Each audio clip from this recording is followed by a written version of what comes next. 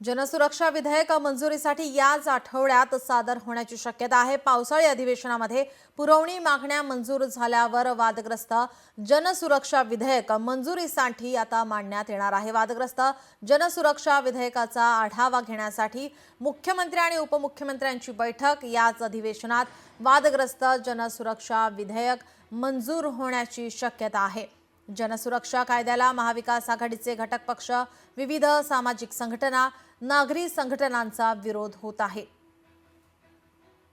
त्याच पार्श्वभूमीवर मुख्यमंत्री आणि उपमुख्यमंत्र्यांची बैठक होते। पावसाळी अधिवेशनामध्ये पुरवणी मागण्या मंजूर झाल्यावर वादग्रस्त जनसुरक्षा विधेयक मंजुरीसाठी मांडण्यात येणार असल्याची माहिती मिळते। लोकशाही मराठी ऐका, पहा, जागरूक रहा।